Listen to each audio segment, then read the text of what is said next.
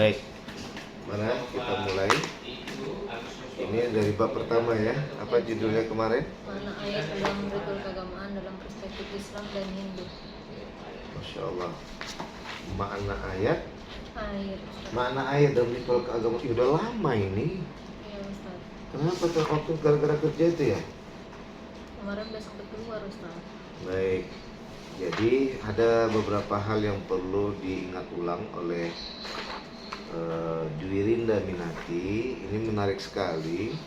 Kita tahu bahwa air itu adalah kalau dalam bahasa tauhid keislamannya dengan dikenal sebagai ars. Itu biasa saya jelaskan dalam Isra wal Mi'raj. Ya, dalam Isra wal Mi'raj bahwa ketika Rasulullah nyampe ke Sidratul Muntaha menjumpai arsuhu, di situ semua air, semua itu ya air, kemudian tiangnya pun air, dindingnya pun air. Saking kagumnya Rasulullah tersentuh tadi tiang tadi goyang tadi atap air itu, jatuhlah air tadi ke lidah Nabi Muhammad. Dari setelah Nabi Muhammad mengucapkan at-tahiyyatu barakatus sholatu tayyibatu, artinya selamatlah. Dan kalau tahiyat itu di situ. Tapi itu nanti kalau mau dengar penjelasan lebih jelas undang Ustaz Isra. Kembali kepada air, karena ini adalah kajian kita air. Air itu sumber kehidupan. Dalam Al-Quran ada. Dalam bahasa lainnya, air ini tidak bisa berpisah dari tanah, tidak berpisah dari api, tidak bisa berpisah dari udara, tidak bisa berpisah dari air itu sendiri. Bahkan tanah yang kita tempati di bumi ini juga di situ ada api, ada udara, ada air. Ya. Kalau bahasa lainnya di sini kalau dikenal dalam kajian Hindu dan Buddha itu seperti siapa itu? Adalah yang kepala yang botak ada tanda panah. Avatar. Tapi di sini yang menarik, Ustaz kembalikan, Ustaz pernah membuat penelitian bahwa penjelasan di sana ada kajian tentang, Ustaz suka melanjutkan avatar itu ternyata tanah itu Abu Bakar karena jiwanya yang tua dan lembut, mempunyai kedewasaan yang tinggi. Kemudian api itu adalah Umar. Ya, Umar tadi ini yang orangnya pemberani tapi bisa mengendalikannya.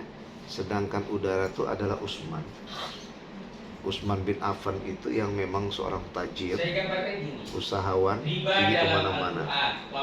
Nah, pergi kemana-mana dia kan. Ini Utsman. Kemudian yang keempat air adalah Ali bin Abi Thalib. Orang yang diam aja bisa menghanyutkan. Nah, jadi itu dia. Nah, inilah dia tadi ya kembali. Nah, kemarin kita sekarang masuk pada air. Itu cuman sekedar intermezzo dari Ustaz sambil menyimpan di video ini pemikiran Ustaz tadi tentang tanah, api, air, tanah, api, udara, air. Abu Bakar, Umar, Utsman, Ali. Nah, sedangkan avatarnya itu adalah Rasulullah Muhammad Sallallahu Alaihi Wasallam. Nah, ini bisa nanti disinkronkan antara Buddha Hindu dengan Islam. Tapi kita mengenalkan bagaimana kajian itu, bukan kita mengikuti kajian mereka, tidak. Riba dalam Al-Quran, wa ahallallahu bai'a wa harrama riba. Ayat itu bicara tentang riba. Ya kan? Betul? Sekarang strict parent. Ustaz, Ustaz, bagi-bagi. Lagi nyari fake video.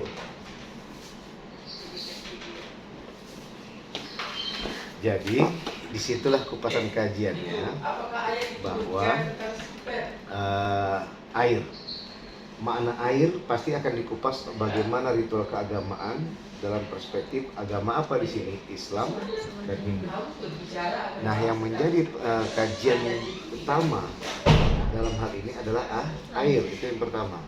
Yang kedua, bagaimana subjek Islam dan subjek Hindu melihat air ini. Tentu yang akan diangkat adalah manfaatnya. tapi kan merujuk kepada latar belakang masalah. Kenapa ini diangkat? Pasti ada masalah. Air itu yang selama ini menjadi sesuatu yang mungkin mendatangkan malah hal yang membuat sakit, hal yang membuat dirinya kotor, hal yang membuat, makanya di dalam Islam ada kajian air yang najis, ada air yang toharo, air yang suci. Nah nanti kan kalau dalam Hindu kan kalau kita lihat itu nanti ada air Gangga, ini kan sedikit untuk melangkah ke sana. Tapi ini jangan dibahas di bab 1. Kalau itu dibahas, batallah penelitian kita. Nah, formatnya bagaimana dalam bab 1 ini? Ya, catat. Yang pertama adalah, ya, ini saya kembalikan. Dalam membahas tentang sebuah judul itu biar connect dengan isi dalam pembahasan, diawali dengan bab 1 yang berisikan adalah latar belakang masalah, ya, atau disebut dengan bab 1 itu pendahuluan.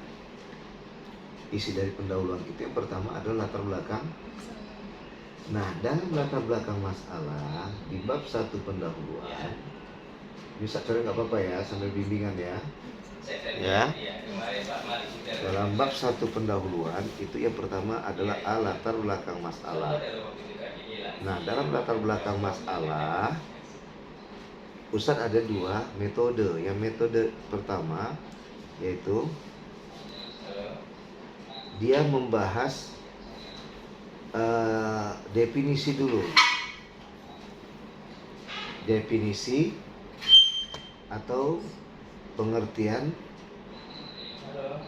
secara singkat dari beberapa tokoh aja tentang air.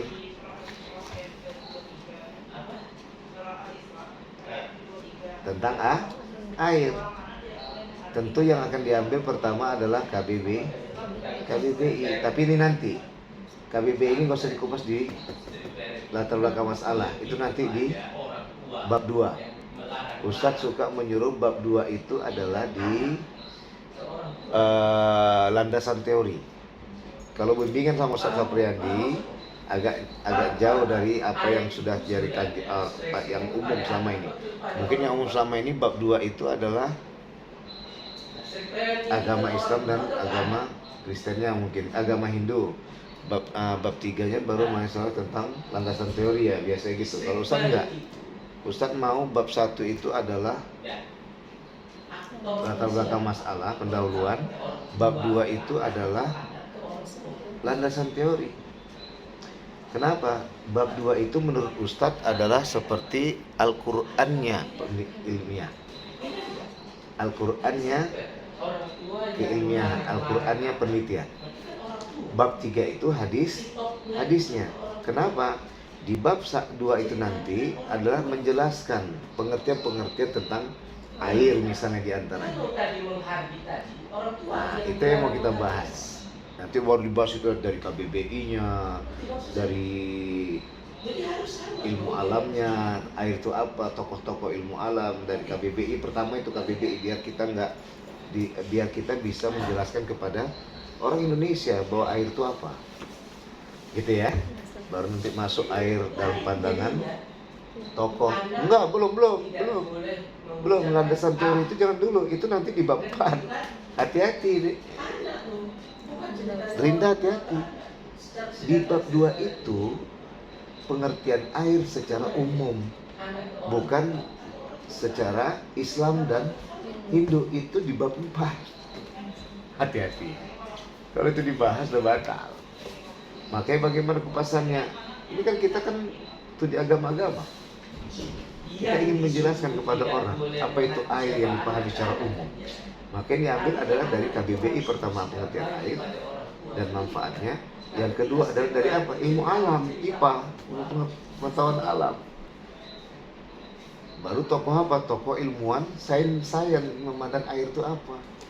Ada lagi buku nanti bukan Ustaz kasih, Ustaz cuma menyarankan cari buku profesor dari Jepang yang menerjemahkan air dan nanti dikaitkan ternyata air jam-jam. Nah itu sah-sah saja, dia bukan seorang muslim. Nanti baru dikupas di bab 4 air dalam Islam. Nah saat itu bab 2. Bab 2 itu Ustaz selalu mengatakan Qur'annya penelitian, Qur'annya karya ilmiah. Sedangkan bab 3 itu hadisnya. Artinya apa? Yang dibahas adalah yang mau kita kupas subjeknya. Siapa subjeknya tadi?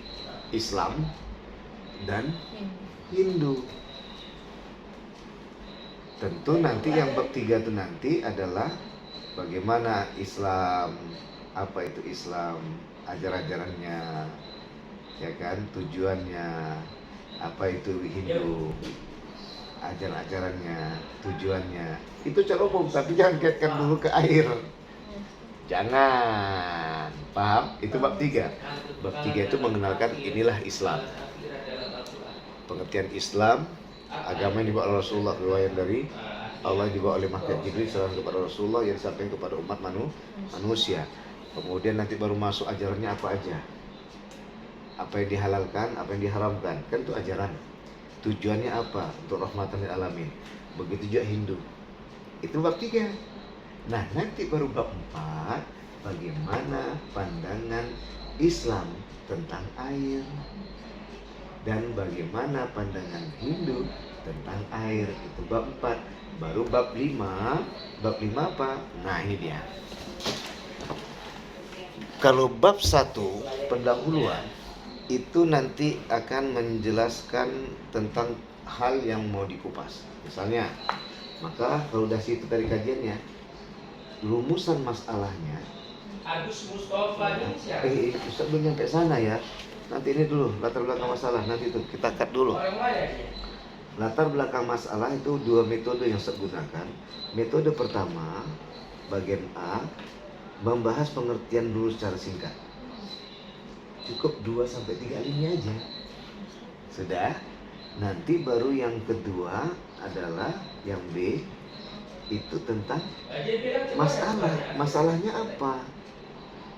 Misalnya air kotor dijadikan minuman. Nah, di mana bilang akhirat itu? Kemudian air Apa yang dimaksud berbahaya Kemudian dijadikan itu gimana? Lalu bagaimana? konsumsi minuman seperti apa? Alkohol. Apalagi spiritus, kan gitu istilahnya kan. Nah, ini kan kita menjelaskan air. Kemudian air kuman yang dibiarkan, itu masalah. Ustaz mau nanya sama Linda, apa yang membuat Linda terpanggil untuk mengangkat air ini menjadi judulnya? Ya. Oke. Ini Ustaz, kalau dalam agama kita, air itu kan salah satunya digunakan untuk melakukan ritual keagamaan, kayak sholat kan Ustaz. Sebelum sholat kita dianjurkan untuk mengambil air wudhu dari air yang suci pastinya. Terus Linda penasaran, dari agama Hindu, mereka kan sebelum melukat itu Ustaz, ibadah itu diharuskan untuk melukat. Terus kalau misalnya tiba-tiba tidak ada air, apakah mereka sama seperti kita bisa tayamum atau tidak? Cuman bahasanya mungkin di mereka bukan bertayamum. Terus Gimana tadi? kalau dari agama kita, misalnya tidak ada air kan Ustaz, untuk melakukan ibadah bisa bertayamum. Jadi kalau nggak ada air bukan jadi penghalang. Itu nggak nyambung. Nah, ini lagi ngambil Al-Azhar. Bukan itu masalahnya. Itu masalahnya itu ke tanah malahan. Makna tanah dalam Islam dan Hindu, maka lahirlah tayamum. Kalau makna air, itu yang saya bilang kan tadi, sisi manfaatnya, maka masuk pada toharoh. Kalau itu yang Rinda jadikan masalah, ya, kalau itu yang Rinda jadikan masalah, berarti salah nih judul. Kalau Rinda menjadikan masalahnya adalah tayamum ketika nggak ada air, itu namanya adalah makna debu atau tanah dalam keagamaan, perspektif Islam dan Hindu. Kenapa Ustaz tertarik? Karena itu. Makanya tadi Ustaz kan terobos ke bab 4 tadi. Air dalam Islam tohar. Dari mulai rasa, kemudian warna, kemudian bau. Ini kita bukan menjelek-jelekkan. Nah ternyata dalam Hindu nggak ada masalah rasa, warna, tapi mereka menganggap air Gangga itu suci. Nah itu aja, tapi kita nggak mau mendiskreditkan air Gangga tadi. Meskipun Ustaz pernah baca ada yang menemukan ternyata ada kuman. Nah ketika Ustaz bilang tadi, ketika seorang profesor Jepang membahas air, ternyata air Zam-Zam itu tidak ada kuman. Ini masuk Ustaz. Tapi kalau tadi Linda katakan mengarah kepada tayamum, bukan ini judulnya. Makna tanah dalam agama Hindu dan Buddha. Catat itu. Ya. Kenapa Ustaz arahkan? Skripsi itu 80% dari pembimbing, 20% dari mahasiswa.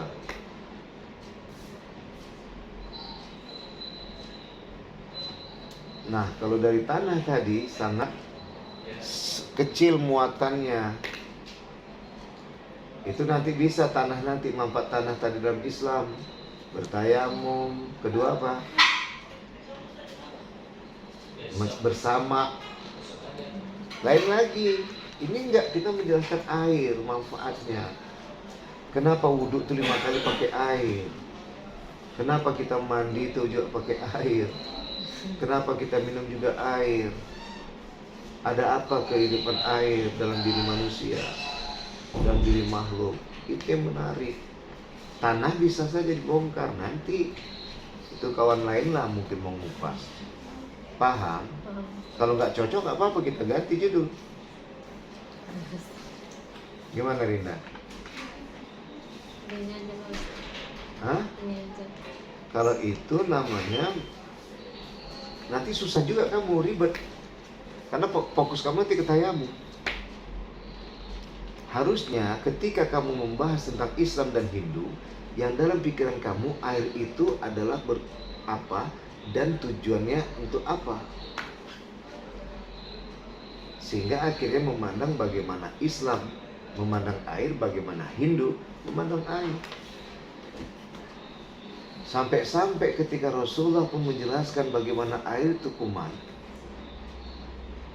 Ya ini untuk bab 4 ya, untuk bab 4 ini kajiannya apa ini Ustaz kasih sumbangan. Kenapa 80% itu dari pembimbing kalau skripsi, 20% itu mahasiswa. Kalau tesis 60% adalah pembimbing, 40% adalah mahasiswa. Kalau disertasi ya 80% itu adalah peneliti, 20% adalah pembimbing. Itu disertasi.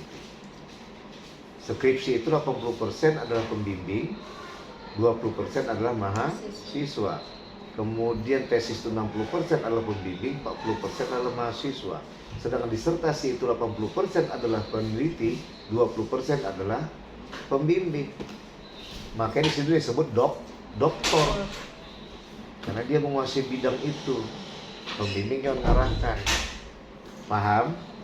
Nah, di sini Ustaz mengarahkan kamu kemana? Ke air.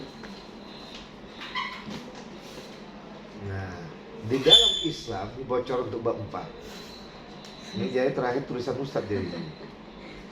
Nggak apa-apa. Ya. Ketika yang diminum air biasa itu kita dianjurkan duduk. La yasrobanna ahadukum qa'iman illa bima'il Zam-Zam.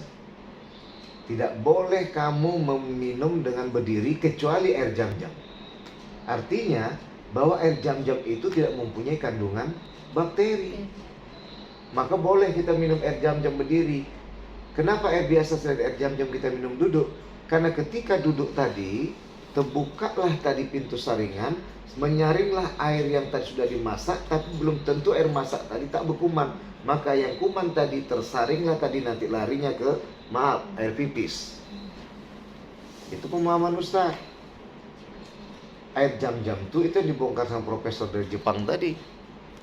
Paham? Inilah salah satu contoh.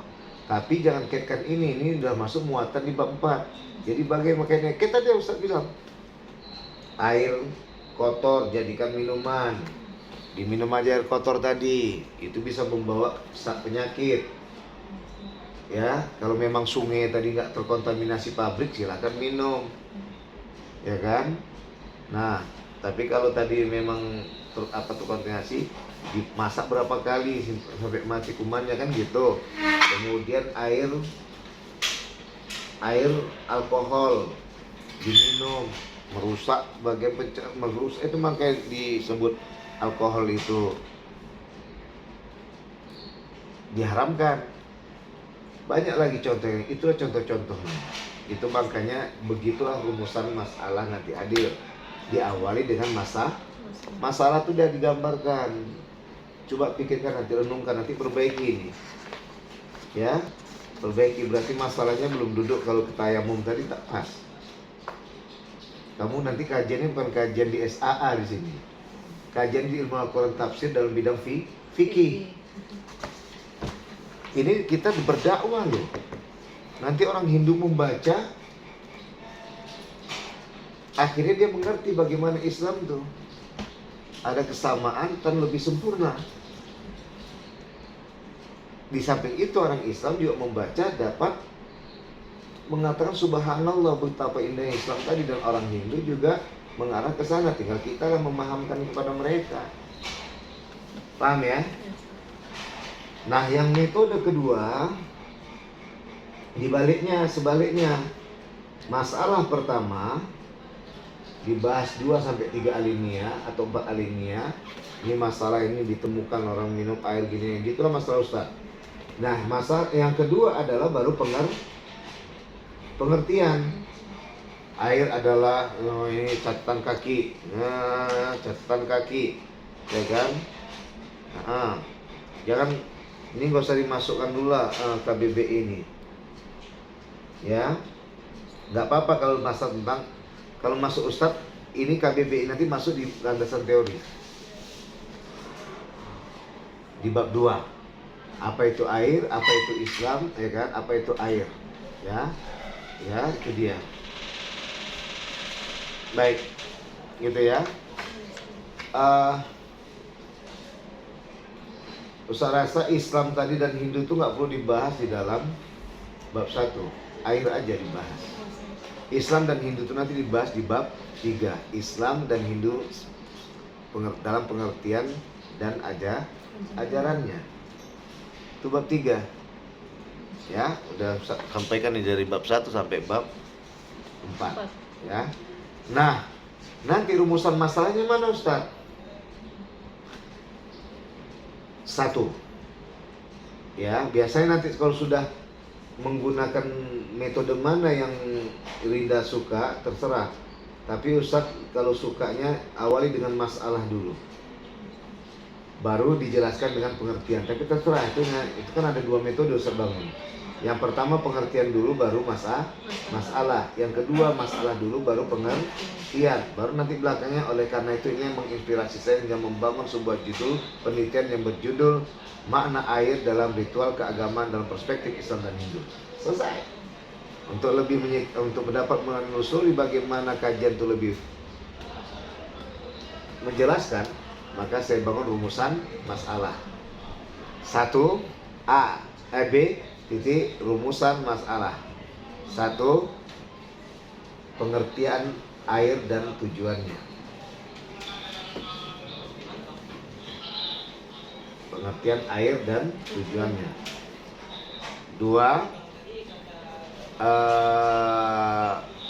Islam dan Hindu dalam pengertian serta ajarannya.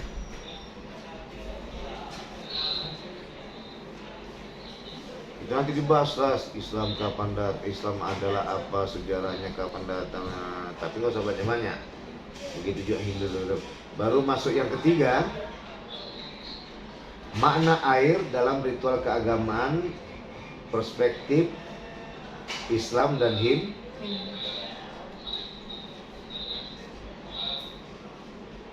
Sudah? Oke. Itulah yang disebut rumusan masalah. Nah, ketika rumusan masalah ini terjawab, di mana disimpulkan di bab 5. Bab 5 itu menyimpulkan rumusan masalah pertama. Air adalah, dijawabnya air adalah bla bla bla bla bla bla bla. Kedua, Islam merupakan ajaran ini yang dibawa oleh Rasulullah SAW, menyuruh manusia, umatnya untuk dapat menaati Allah dan Rasulullah, mengerjakan yang halal, ya, yang diperintahnya, dan meninggalkan yang haram atau dilarangnya. Hindu adalah bla bla bla bla, selesai. 3, makna air dalam Islam adalah begini-gini, sedangkan makna air dalam Hindu adalah begini. Dan selesai, kesimpulan. Baru masuk syarat. Tinggal mengerjakan kamu ini. Berarti ini Ronda Pergaman salah satu Ronda buat rumusan masalahnya di sini ada persamaan dan perbedaan sama peran airnya, Ustaz. Enggak. Yang jelas yang pertama adalah Pengertian bagaimana pengertian air dan tujuan. dan tujuannya. Nggak apa-apa, orang selama ini udah tahu, tapi kita buat lebih tahu lagi. Kemana aspek pembahasannya tadi? KBBI, kemudian ilmu pengetahuan alam IPA, ya, dan pandangan tokoh sains tentang air. Nggak usah dikaitkan dulu dengan Islam dan Hindu. Ini. Kemudian yang kedua, bagaimana Islam dan Hindu dalam ajarannya. Gitu. Ya, dari pengertian Islam apa, kemudian ajarannya apa saja, tujuannya apa, pengertian Hindu apa, ya kan? Pengertian Islam apa, ajarannya apa aja, tujuannya apa. Inilah yang terdiri dari Islam dan Hindu. Baru yang ketiga, bagaimana makna air dengan perbedaan. Bagaimana makna air dalam istilah keagamaan. Nanti kalau udah perbedaan di sini jadi judul perbedaan. Hati-hati, rumusan masalah ketiga itu adalah judul. Paham? Kalau udah kamu buat perbedaan, berarti judulmu perbedaan makna air dalam ritual keagamaan. Nggak usah kita beda-bedakan. Makanya dibuat studi agama-agama, bukan perbandingan agama. Makanya prodi kalian itu studi agama-agama, bukan perbandingan agama. Kita paparkan aja bagaimana air dalam Islam dan bagaimana air dalam Hindu. Udah biar orang menyimpulkan. Paham? Oke, ya. Jadi diperbaiki semua ini. Itu udah ada rekaman. Nanti kirimkan sama Ustaz. Definisinya salah juga semua berarti. Iya, semua diganti. Ya, cukup sekian bimbingan kali ini. Ya, dari judul makna air dalam ritual keagamaan dalam perspektif Islam dan Hindu, peneliti Dwi Rinda Minati sebagai pembimbing 1. Semoga bermanfaat, nanti akan dimiliki oleh kalangan. Oke, baik, kita praktek dulu. Ustaz udah mulai apa nanti ini? Untuk